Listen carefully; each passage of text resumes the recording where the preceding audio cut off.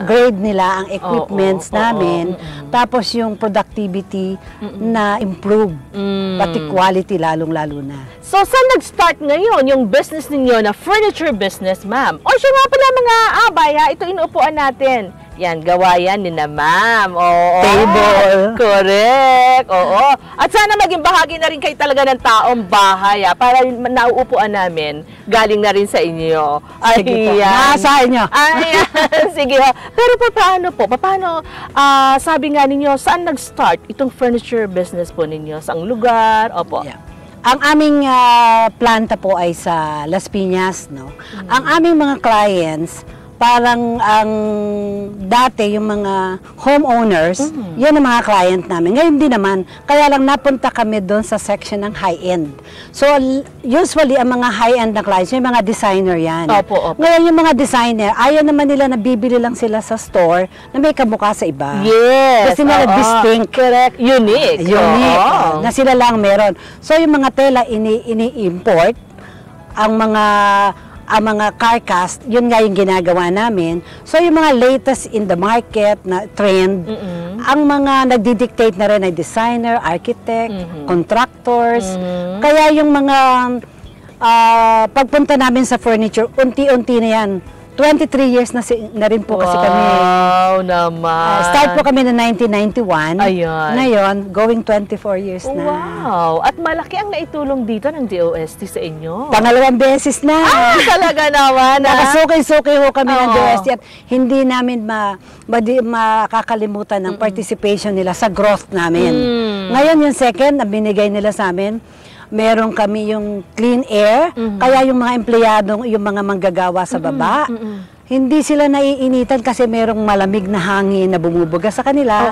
Tapos yung mga dust, hindi na... Pati pala yung tinutulong nila sa inyo, po pwede. Then sa ating mga abay na nandito din sa ganitong business, maliit pang business nila, no? Ang ginagawa ay maliliit na silya pa lang. Pero ang nasa isip nila, syempre, may pangarap din sila na lumaki ang kanilang business. Ano ang pwede niyong mensahe sa kanila, Abay Linda?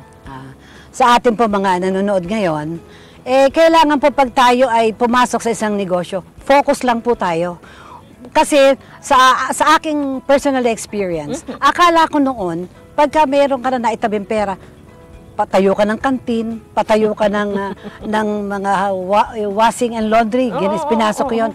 Pero nung at the end, maiisip mo pala, sabi nga, why not invest in your own business? I-upgrade mo yung equipments mo. Doon ko nakuha yung, may isang banker na nagsabi sa akin na, Linda, wag kang mag-divert ng business mo. Yun nga, sa inyo mga nakikinig, mag-focus po tayo kung ano yung sinimulan natin. Siguro 1-2 years, doon natin makikita kung naka-take off na tayo eh. Tuloy-tuloyin nyo. Kami po, nagsimula 1991. Nagsimula kami sa Cortina. Nagsimula kami sa 2 kliyente, kapitbahay muna. Ngayon, nasa high-end, nasa mga malalaking supermarket na kami, ay malalaking department store. Ang mga client po namin, mga high-end, mga nandiyan celebrities. So, hindi na po basta-basta lang yung narating ng Danny Lins, kasi po, nagpo-focus po ako. At ito pong aming negosyo, hands-on ako talaga. Parang ito passion ko na. Sa araw-araw, laging nandyan ako. Hindi ako nagsasawa. For 23 years, araw-araw, pumapasok ako. Tapos nakikita mo, dumadami ang tao, nabibigyan mo employment ang tao, nakakatulong ka sa mga pamilya nila, malaking bagay po yun. At dahil kayo nasa furniture business, ano ang pakiramdam ni Abay Linda kapag sinasabi ng mga tao na hindi naman siya kilala na, ay, ang ganda naman itong upuan to, ang sarap-sarap namang upuan. Oo, gusto ko rin magkaroon ng ganitong set, ma'am. Siyempre po, ang honor lagi ay nandoon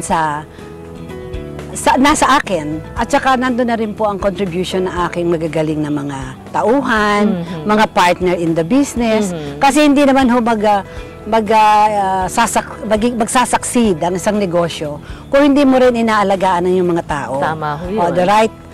right skill, right payment, di ba? Tapos sa partner, makikita mo rin yung talagang tumutulong at nakikiisa. Sabi nga yung direction dapat isa lang. Tama. Pati sa Oo. partners. At baka meron kayong gustong batiin ng mga abay natin na nanonood ngayon sa atin. Abay Linda.